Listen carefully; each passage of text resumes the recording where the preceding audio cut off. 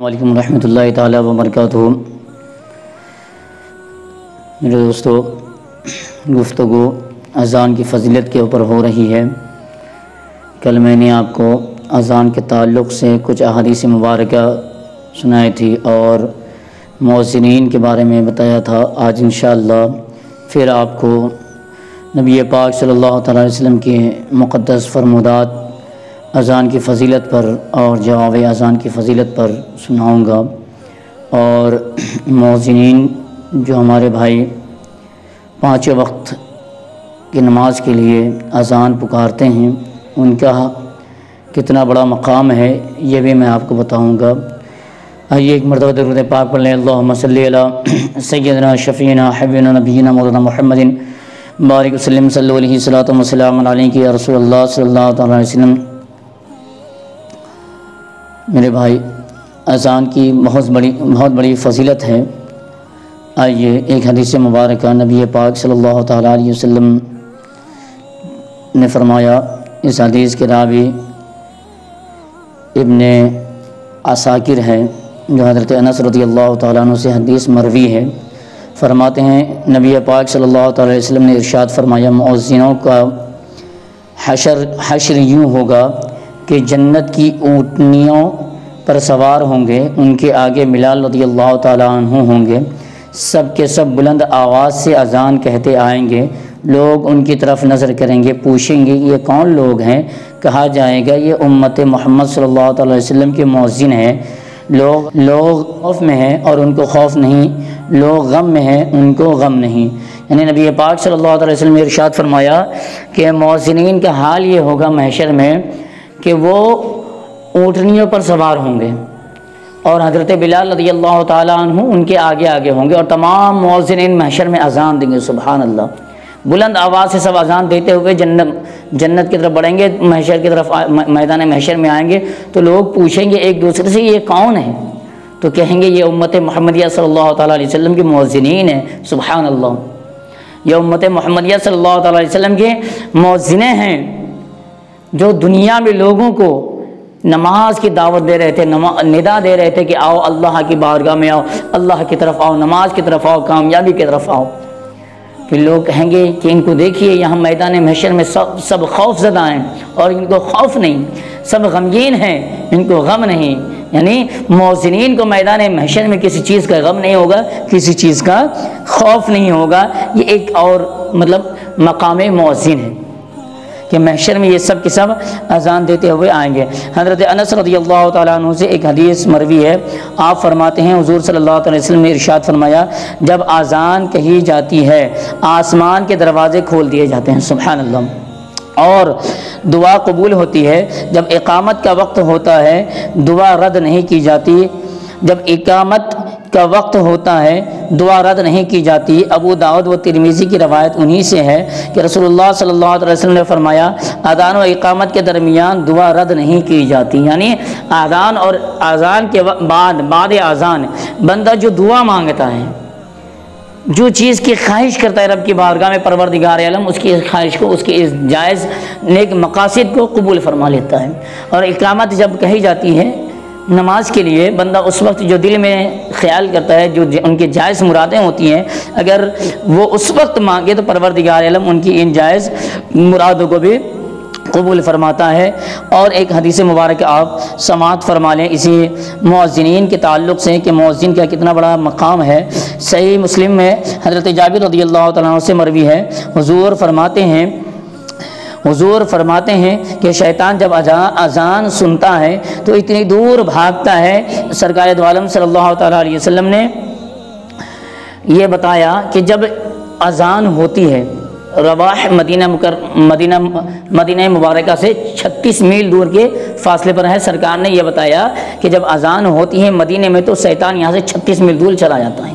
یعنی جس جگہ پر اذان دی جائے، اب آپ اس کو یوں سمجھ لیجئے، جس جگہ پر اذان دی جائے یا جہاں اذان کی صدائیں بلند ہوتی ہیں وہاں سے شیطان 40 کوس دور بھاگ جاتا ہے۔ تو اذان کی صدا سن کر شیطان بھاگتا ہے، لیکن آج حال الگ ہے۔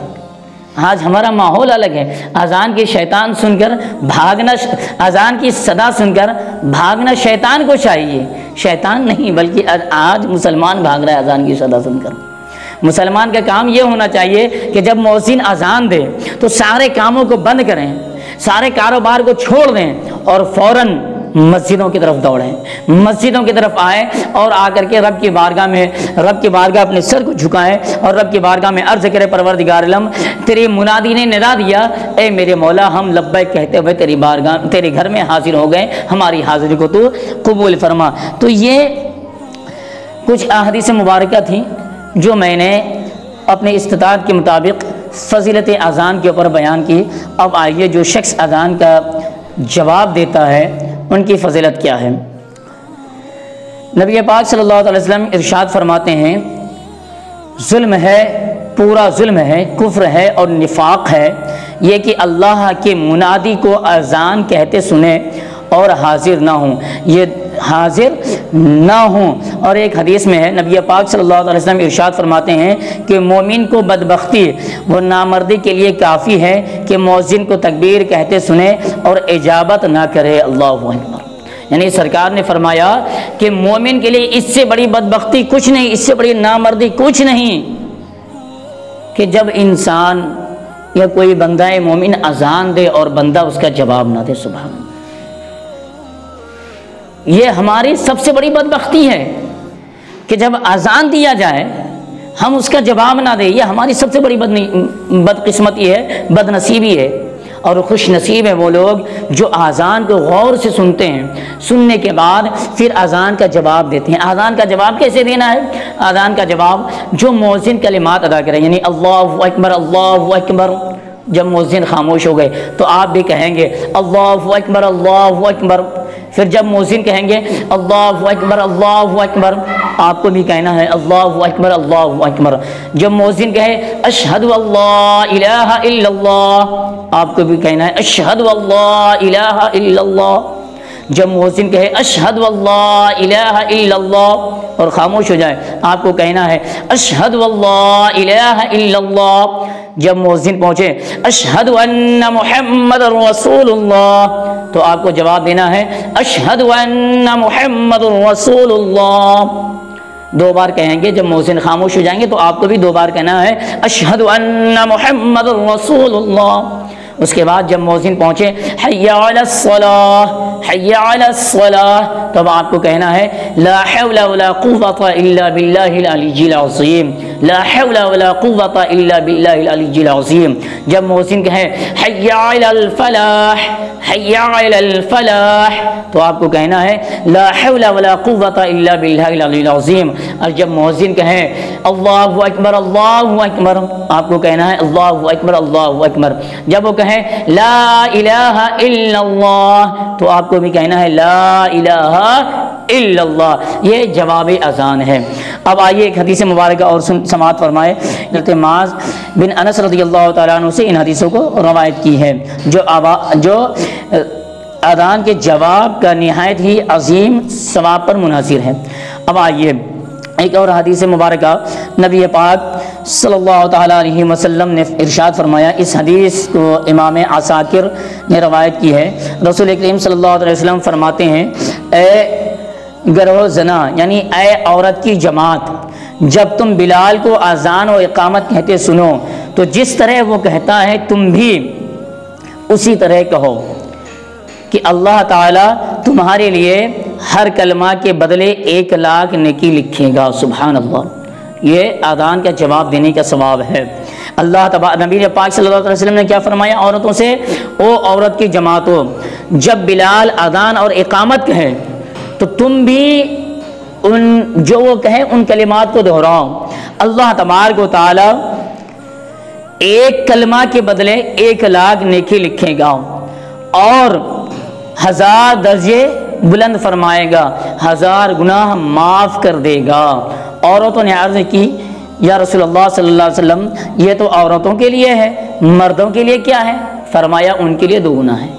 بولو سبحان اللہ. میرے بھائی دیکھو صرف اللہ تبارک و تعالیٰ نے اتنی فضیلت اذان کے جواب دینے میں رکھی ہے کہ انسان جب اذان کی صدا کو سنتا ہے اور جو وہ مؤذن کہتا ہے اسی طریقے سے وہ دہراتا ہے تو اللہ تبارک و تعالیٰ ایک کلمہ کے بدلے میں 1,00,000 نیکیاں لکھتے ہیں، 1,00,000 نیکیاں لکھتا ہے اور 1000 درجے بلند فرماتا ہے اور 1000 گناہ معاف فرما دیتا ہے۔ بتاؤ میرے بھائی، جب اتنی فضیلت اذان میں رکھی گئی ہے تو نماز میں کتنی فضیلت رکھی ہوگی؟ سبحان اللہ میرے بھائی۔ تو جب اذان ہو، آپ اذان کے وقت سارا کام چھوڑ کر کان لگائیں، اذان کو سنیں اور اللہ تبارک و تعالی، ہمارا ایمان ہے، ہمارا عقیدہ ہے، نبی کے جو فرمودات ہیں، انسان نبی کے فرمودات اس بات پر شاہد ہیں کہ جو انسان سچے دل سے اذان کو سنتا ہے پھر اذان کا جواب دیتا ہے، اللہ تبارک و تعالی اس اذان کے صدقے سے اس کے تمام تر گناہوں کو معاف فرما دے گا اور ان کے درجات کو بلند فرمائے گا اور اس کے ہر جائز کام کو اللہ تبارک و تعالی پورا فرمائے گا۔ رب قدیر کی بارگاہ میں دعا ہے کہ مولا تبارک و تعالی ہمیں اذان کو سن کر اذان کے جواب دینے کی توفیق عطا فرمائے۔ السلام علیکم ورحمۃ اللہ تعالی وبرکاتہ۔